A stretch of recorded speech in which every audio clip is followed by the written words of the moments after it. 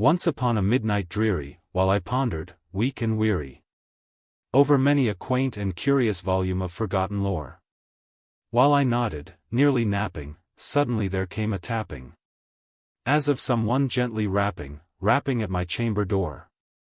"'Tis some visitor," I muttered, tapping at my chamber door. "Only this and nothing more." Ah, distinctly I remember it was in the bleak December, and each separate dying ember wrought its ghost upon the floor. Eagerly I wished the morrow, vainly I had sought to borrow from my book surcease of sorrow, sorrow for the lost Lenore, for the rare and radiant maiden whom the angels name Lenore, nameless here for evermore. And the silken sad uncertain rustling of each purple curtain thrilled me, filled me with fantastic terrors never felt before. So that now, to still the beating of my heart, I stood repeating, "'Tis some visitor entreating entrance at my chamber door. Some late visitor entreating entrance at my chamber door. This it is and nothing more." Presently my soul grew stronger, hesitating then no longer. "Sir," said I, "or madam, truly your forgiveness I implore. But the fact is I was napping, and so gently you came rapping, and so faintly you came tapping at my chamber door, that I scarce was sure I heard you. Here I opened wide the door. Darkness there and nothing more.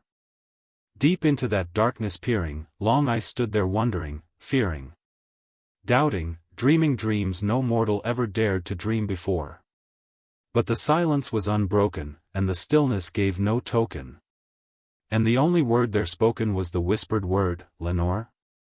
This I whispered, and an echo murmured back the word, Lenore. Merely this and nothing more.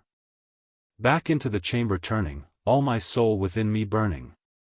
Soon again I heard a tapping somewhat louder than before. "Surely," said I, "surely that is something at my window lattice. Let me see, then, what thereat is, and this mystery explore. Let my heart be still a moment and this mystery explore. 'Tis the wind and nothing more."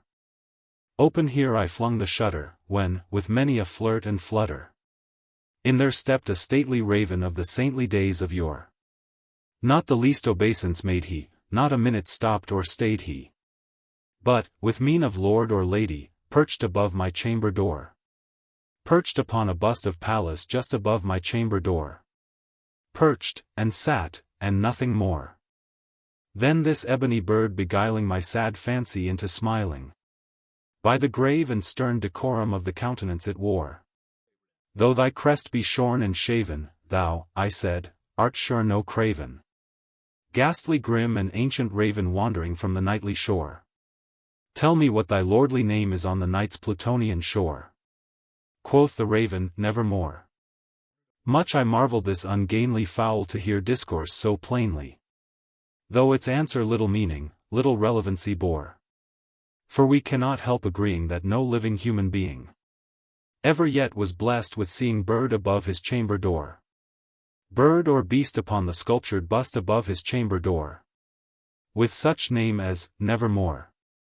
But the raven sitting lonely on the placid bust, spoke only that one word, as if his soul in that one word he did outpour. Nothing further than he uttered, not a feather than he fluttered. Till I scarcely more than muttered, "Other friends have flown before. On the morrow he will leave me, as my hopes have flown before." Then the bird said, "Nevermore." Startled at the stillness broken by reply so aptly spoken. "Doubtless," said I, "what it utters is its only stock and store, caught from some unhappy master whom unmerciful disaster followed fast and followed faster till his songs one burden bore, till the dirges of his hope that melancholy burden bore, of nevermore."